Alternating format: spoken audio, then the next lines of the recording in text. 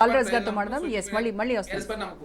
Yeah so Balraj గారు, so ఇవాళ జరిగినటువంటి ఓటింగ్ సరళి మీరు ముందు నుంచి గమనిస్తూ ఉన్నారు కదా, అంటే కాంగ్రెస్ పార్టీ అధికార దుర్వినియోగానికి పాల్పడింది, ఇది మొత్తం అంతా రిగ్గింగ్ చేశారు, లాస్ట్ 1 hour మాత్రం రిగ్గింగ్ చేశారని బీఆర్ఎస్ అభ్యర్థి మాగంటి సునీత అక్కడ ధర్నా చేసినటువంటి పరిస్థితి.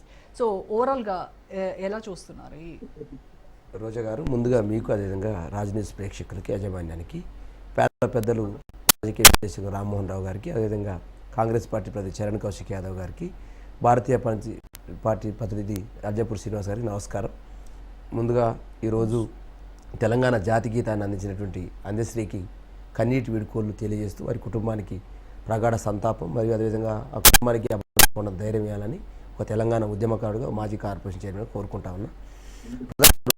ఒక సుమారు 40-45 రోజుల నుంచి బీఆర్ఎస్ పార్టీగా మా పార్టీ వర్కింగ్ ప్రెసిడెంట్, అదేవిధంగా తెలంగాణ తొలి ముఖ్యమంత్రి కేసీఆర్ గారి ఆధ్వర్యంలో ఒకవైపు హరీష్ రావు గారు కావచ్చు, కార్పొరేషన్ మాజీ చైర్మన్ కావచ్చు, మా మాజీ ఎమ్మెల్యేలు కాదు, అందరూ కూడా సీరియస్గా ఒక భర్త కోల్పోయినటువంటి కుటుంబం మాగంటి సునీత గారు, వారికి పెద్ద దిక్కుగా ఉండాలని పార్టీ టికెట్ కేటాయించింది. ఆ క్రమంలో సుమారు 60 లక్షల మంది సభ్యత్వం ఉన్నటువంటి మా పార్టీ, ప్రతిపక్ష పార్టీ, డెఫినెట్గా మేము మా సిట్టింగ్ సీట్ కాబట్టి దీన్ని డెఫినెట్గా దీన్ని వేసుకోవాలి. ప్లస్ 2 సంవత్సరాల కాలంలో కాంగ్రెస్ పార్టీ ప్రజలకు ఏ హామీలు ఇచ్చింది, హామీల అమలులో విఫలమైన సందర్భాలన్నీ కూడా గుర్తు చేసినాం. ఇలా ఏదైతే సుమారు 8-9 వరకు ఏదైతే సర్వేస్ వచ్చినాయో ఎక్కడ కూడా బీఆర్ఎస్ పార్టీ వెనకబడ్డది లేదు. సుమారు 15 నుంచి 20 మధ్యన బీఆర్ఎస్ పార్టీ గెలుస్తుందని చెప్పినారు. 9వ తారీఖు నుంచి ఎక్కడైతే జరిగిందో వీళ్ళు ఒకటే అనుకున్నారు మేడం, సామధాన భేద దండోపాయం అంటారు కదా, ప్రజల దగ్గరికి వెళ్ళాడు రేవంత్ రెడ్డి గారు, అక్కడ ఓట్లు రాలేవు. అదేవిధంగా డివిజన్లకు వెళ్ళారు, రోడ్ షోలు నిర్వహించారు, స్పీచ్లు ఇచ్చారు, కేసీఆర్ కుటుంబాన్ని తిట్టారు, కాళేశ్వరం అవినీతి అన్నారు, భారతీయ జనతా పార్టీ బీఆర్ఎస్ ఒకటి అన్నారు, ఇక్కడ కారు కోటేస్తే అక్కడ పోయి కమలమైందని చెప్పినారు. రకరకాల మాటలు, రకరకాల అబద్ధాలు, రకరకాల విష ప్రచారాలు చేశారు. అయినా కూడా బీఆర్ఎస్ పార్టీ సంబంధించిన నమ్మకంతో, గతంలో కేసీఆర్ గారు చేసిన అభివృద్ధితోటి డెఫినెట్గా మేము బీఆర్ఎస్ పార్టీకే పట్టం కడతామని చెప్పి అన్ని సర్వేలు చెప్పినాయి. ఎప్పుడైతే ఈ మనకు ఓట్లు రాలేవని తెలిసిన తర్వాతకి తన బ్రదర్ పెళ్ళి ఉండే, వాస్తవంగా 2 రోజులు యాక్చువల్లీ వారు బైక్ ర్యాలీ ఇవన్నీ ఉండే, అవన్నీ క్యాన్సిల్ చేసేసుకొని ఇక మనం ఎట్లయితే ప్రజల దగ్గర గెలవం కాబట్టి ఏం చేయాలి, మొదటి బీఆర్ఎస్ పార్టీ మీ మీద ఇవాళ ఆరోపణ చేసింది కాదు, మొదటగా మీ ప్రచారం వెళ్ళగానే ఇలా దేశవ్యాప్తంగా రాహుల్ గాంధీ గారు ఏం మాట్లాడుతున్నారండి, బీహార్లో 60 లక్షల ఓట్లు తొలగించారు, ఓటు చోరీ జరిగింది అన్నారు. మరి అయ్యా జూబ్లీహిల్స్లో కూడా జరిగింది, బీహార్లో ఒక న్యాయం, జూబ్లీహిల్స్లో ఒక న్యాయం కాదు కదా, అక్కడ ఓటు చోరీ జరిగింది అంటున్నావు కదా, ఇక్కడ కూడా ఓటు చోరీ జరిగింది. సుమారు ఒక ఇంట్లో 23 ఓట్లు, నీ అభ్యర్థి ఇంట్లో బ్రదర్కి 2 ఓట్లు ఉన్న పరిస్థితి, సుమారు ఒక కాలనీలో ఒక అపార్ట్మెంట్ 43 ఓట్లు ఉన్న పరిస్థితి. ఎట్లున్నాయని చెప్పేసి అంటే లేదని చెప్పి అన్నారు.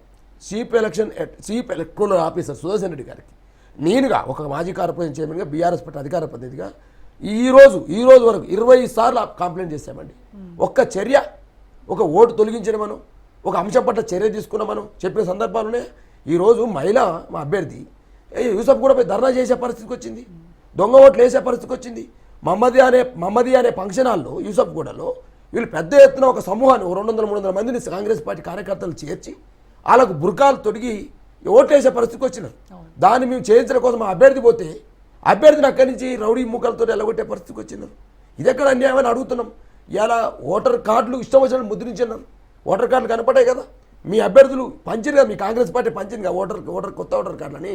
ఒకవైపు ఓటు చోరీ జరిగిందని చెప్పినాము, దొంగ ఓట్లు ముద్రించారని చెప్పేసి అన్నాము. అదేవిధంగా ఇలా మేడం పెద్ద ఎత్తున ఇవాళ ఎక్కడైతే మీరు గెలవరని ఎప్పుడు వచ్చినాయో మనీ మేడం విచ్చలవిడిగా ఇలా బీహార్ గురించి బీజేపీ గురించి మాట్లాడుతున్న కాంగ్రెస్ పార్టీ ఇలా 6,000 7,000 పట్టు చీరల మధ్య సంస్కృతి ఉంది కదా మీరు, ఇవాళ ఇదేం దౌర్భాగ్యము అంటే ఇవాళ ప్రజాస్వామ్యం నమ్ముతున్నామని చెప్పేసి కాంగ్రెస్ పార్టీ ఇచ్చలవిడిగా ఇవాళ హైదరాబాద్ నడిగడ్డన జూబ్లీహిల్స్లో ప్రజాస్వామ్యాన్ని హత్య చేసిందండి. ఇలా అయినప్పటికీ కూడా మీకు ఏమొచ్చిందని ఏ సర్వే చూసినా 48, 44, 42, 37 అంటే ఎక్కడ కూడా 3-4% మాత్రమే. డెఫినెట్గా చెప్తున్నాం మేడం, 5 నుంచి 6 గంటల మధ్యన ఓటర్స్ ఇంకా లోపలే బూత్ లోపలే ఉన్నారు.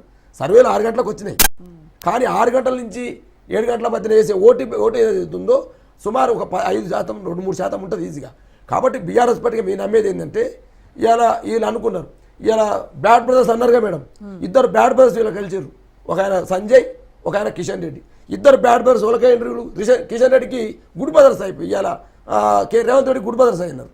ఇలా 100% కావాల్సుకొని ఏదైతే మైనార్టీ ఓట్ బ్యాంక్ ఎక్కడైతే బీఆర్ఎస్ కోటేస్తారనే ఆలోచనతోటి ఒకవైపు కిషన్ రెడ్డి, ఒకవైపు బండి సంజయ్ ఆ మైనార్టీ ఓటు మొత్తం కూడా కాంగ్రెస్కి స్లిప్ అయ్యే విధంగా డైవర్ట్ అయ్యే విధంగా మొత్తం ఒకరికొకరు చేరగొట్టుకోవడం. ఇద్దరు గుడ్ బ్రదర్సే, కానీ బయటికి మాత్రం జూబ్లీహిల్స్లో బ్యాడ్ బ్రదర్స్ లెక్క కనపడడం. ఒకరు సంజయ్ వస్తాడు, ఆడికి పోదాం వీడికి పోదాం ఏమైందంటే మేడం ఒకటి 2 అంశాలు రోజా గారు. ముస్లిం ప్రజానికం ఎంఐఎం చెప్తుంటారా, ఎంఐఎం చెప్తే ఏదో పాత బస్సులు ముస్లిం ప్రజలు, కానీ జూబ్లీహిల్స్లో బీఆర్ఎస్కి వేద్దాం అనుకుంటారు. ఎందుకంటే వాళ్ళకి షాదీ ముబారక్, మైనార్టీ స్కూల్ నిర్మాణం, అదేవిధంగా ముస్లిం సంబంధించిన రంజాన్ తోఫా, అదేవిధంగా ముస్లిం ప్రజలకు ఎక్కడ కూడా చిన్న ఈ 10 ఏళ్ల కాలంలో ఒక్కరికి ఇబ్బంది లేదు. మత సామరస్యం, గంగా జమున తహజీబ్ అనే సంస్కృతిని హైదరాబాద్లో విరసన చేసినామండి బీఆర్ఎస్ పార్టీగా కేసీఆర్ నాయకత్వంలో.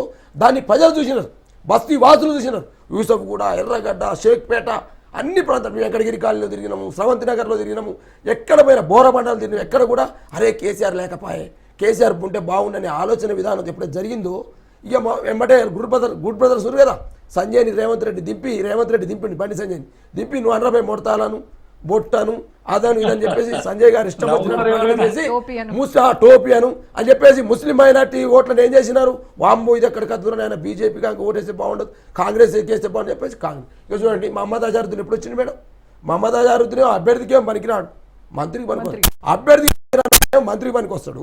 ఎంత అన్యాయం చూడండి.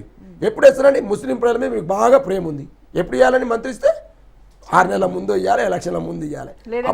అప్పుడు ఇండియా కెప్టెన్ గుర్తురాడు రేవంత్ రెడ్డికి, ఇండియా కెప్టెన్ గుర్తురాడు, ఇండియాకి సేవలని గుర్తురావు, వరల్డ్ కప్ ఎక్కడుందో తెలియదు. నేనేమంటే రోజా గారు వాస్తవాలు మాట్లాడుకోవాలి. ఇలా బీఆర్ఎస్ పార్టీగా కేటీఆర్ గారు మా వర్కింగ్ ప్రెసిడెంట్గా, బీఆర్ఎస్ పార్టీగా మీ ప్రజలకు మేము గత 10 ఏళ్ళు ఏం చేసినాం, జూబ్లీహిల్స్ ప్రగతి నివేదిక పేరుతోటి 2,12,842 మంది లబ్ధిదారులకి 5,370 కోట్ల రూపాయలు మేము ఖర్చు పెట్టి ఈ శ్మశాన వాటికలకి ఇది చేసినాం, విద్యుత్ సౌకర్యానికి ఇది కల్పించినాం. ఎర్రగడ్డలో ఏదైతే మేము టీమ్స్ను తెలంగాణ మెడికల్ సైన్సెస్ అనే హాస్పిటల్ నిర్మించినాం. ఈ విధంగా చెప్పుకుంటూ పోతే మల్కం చెరువును నిర్మించినాం, అదేవిధంగా షేక్పేట ఫ్లైఓవర్ నిర్మించినాం. ఈ విధంగా చెప్పుకుంటూ పోతే ఇన్ని కార్యక్రమాలు చేసినా ఉన్నాం. కాంగ్రెస్ ఒకటి చెప్పిందా, బీజేపీ చెప్పిందా, బొట్టు అంటాడు, టోప్ అంటాడు, ముస్లిం మైనార్టీ ఓట్లు మేమే ఉన్నట్టు, కాంగ్రెస్ లేకపోతే ముస్లిం లేని రేవంత్ రెడ్డి అంటాడు. ఇద్దరు కలిసి వచ్చి ఏం చేస్తారు, పెట్టి పరిస్థితిలో బీఆర్ఎస్ 2023 ఎలక్షన్స్ లో మీరు ప్రచారం చేసుకున్నప్పుడు కూడా మీరు గత 10 ఏళ్లుగా మీరు ఏం చేశారనేది చెప్పారు, దాని ఫలితం చూసాం. మళ్ళీ మీరు ఏం చేశారనేదే చెప్పారు. మరి ఇప్పుడు ప్రజలు నమ్ముతారా? 100% మేడం. ఎందుకంటే మేడం గతంలో షాదీ ముబారక్ ఉండే, అది గతంలో మాకు రంజాన్ తోఫా ఉండే, గతంలో బతుకమ్మ చీరలు ఉండే, గతంలో కేసీఆర్ కిట్ ఉండే, గతంలో దళిత బంధు ఉండే, గతంలో బీసీ బంధు ఉండే. ఈ రోజునే 2 నెలల నేను అడుగుతున్నాను, నేను ఎన్ని అంశాలు బేరేజ్ వేసుకోరా ప్రజలు. గతంలో కేసీఆర్ ఉన్నప్పుడు రంజాన్ తోఫా ఉంది, ఇప్పుడు ఎందుకు లేదు? గతంలో బతుకమ్మ చీర ఉండే, ఇప్పుడు ఎందుకు లేదు? గతంలో కేసీఆర్ కిట్ ఉండే, ఇప్పుడు ఎందుకు లేదు? గతంలో బస్తీ దవాఖాన సౌకర్యాలు బాగుండే, ఇప్పుడు ఎందుకు లేదు? ఇవన్నీ compare to KCR government, compare to Revanth Reddy government. So definite గా రియలైజేషన్ వచ్చింది కాబట్టి బీఆర్ఎస్ పార్టీ గెలుస్తుందనే ఆలోచనతోటే ఇక ఎంబటే ఇంటర్నల్ బ్రదర్స్ ఇద్దరిని దించిండిగా, దించి ఓ బొట్టు, ఓ టోపీ, మొడతాడు, ఓ రకరకాల ప్రయత్నాలు చేసి ముస్లిం ఓట్ బ్యాంక్ మేడం ఒకవైపు అక్బరుద్దీన్ అసదుద్దీన్ నేనే పరిస్థితి లేదు. వాళ్ళు మేము పోతే ముస్లిం ఇట్లా అంటారు, మమ్మల్ని ఇట్లా కారుకేస్తామంటున్నారు. ఇది గ్రహించినటువంటి వాళ్ళు మేము ఇప్పటికి కూడా చెప్తున్నాం మేడం, రోజా మేడం గారు ఇప్పటికి కూడా మేము ఆశలు సన్నగిల్లలేదు, ఏదో 2%, 3% అంటున్నారు. డెఫినెట్గా ఇవాళ మీరు మేడం ఇంత దుర్వినియోగం రోజా గారు, ఇవాళ ప్రజాస్వామ్యాన్ని రక్షించాలి, రాజ్యాంగాన్ని చేతులు పట్టుకొని తిరుగుతారు కదా రాహుల్ గాంధీ గారు. ఇటుపోయింది నీ రాజ్యాంగం, ఓటు చోరీ అంటివి, ఇక్కడ ఓటు చోరీ చేస్తేవి. రాజ్యాంగాన్ని ప్రజాస్వామ్యం రక్షించాలి, దేశంలో బీజేపీ అన్యాయం చేస్తున్నట్టువి, ఇక్కడ నువ్వు అన్యాయం చేస్తూ ఉంటావు. ఏం చేసినావండి, యథేచ్ఛగా 4 లోకాలందరినీ వెళ్ళిపోమని చెప్పింది ఎలక్షన్ కమిషన్.